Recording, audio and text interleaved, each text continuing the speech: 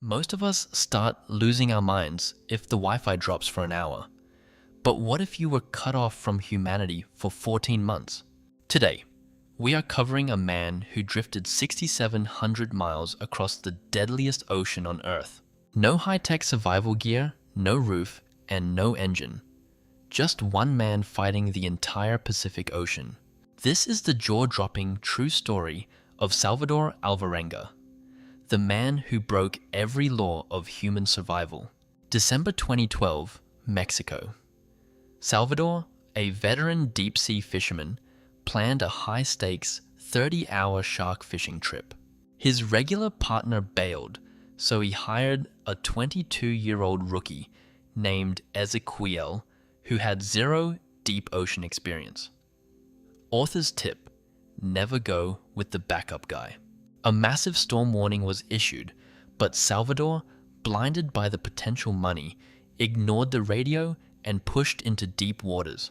The storm hit them like a freight train, blinding them and pushing their fragile boat thousands of miles away from the coast. Then came the ultimate disaster. The boat's engine completely stalled and died. Seconds later, a massive wave smashed their radio, cutting off their absolute last link to the civilized world.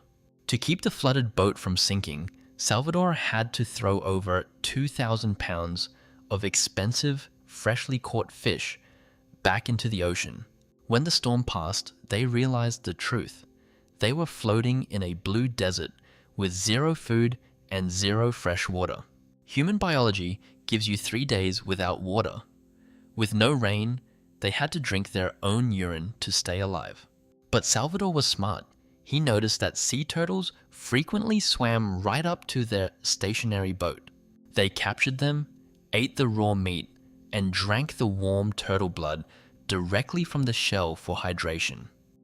Salvador also learned to sit perfectly still for hours, catching unsuspecting seabirds with his bare hands when they landed on the deck. They would squeeze the raw liquid from the bird meat into cups, treating it like a cursed survival cocktail. To escape the brutal daytime heat, they took turns hiding inside a small, empty icebox. It was a plastic coffin, but it saved them from being burned alive. But the rookie, Ezequiel, couldn't handle the psychological horror of eating raw, bloody animals. After eating a raw bird that had swallowed a poisonous sea snake, Ezequiel became fatally ill. His body rejected the raw diet completely, and 4 months into the drift, the young rookie passed away. This is where the story gets terrifying. Refusing to accept he was alone, Salvador kept the body and talked to it for days. He finally snapped out of the delusion, said a tearful prayer, and buried his friend at sea. Now entirely alone, Salvador entered a dark psychological battle against pure, unadulterated madness. He kept himself sane by tracking time through the cycles of the moon and constantly visualizing his mother's cooking. The ocean wasn't peaceful. Massive sharks constantly circled the boat, aggressively ramming the thin hull. Whenever a rare rainstorm hit, Salvador would frantically collect every single drop of water using old oil containers. He also learned to catch small fish by dipping his hands into the water and using floating garbage as a trap. Over the months, several massive international container ships actually cruised right past his tiny boat. He screamed and waved his arms, but from the height of those giant ships, his little boat was completely invisible. Honestly, watching your only hope of salvation sail away into the sunset while you scream yourself hoarse must be the most soul-crushing feeling imaginable. Salvador watched multiple container ships pass by, realizing he was completely invisible to the modern world. Months turned into a year. His clothes rotted away, his hair grew wild, and his skin turned into leather. Then, on January 30th, 2014, after 438 days of endless blue, Salvador opened his eyes and saw a sudden, impossible flash of bright green on the horizon.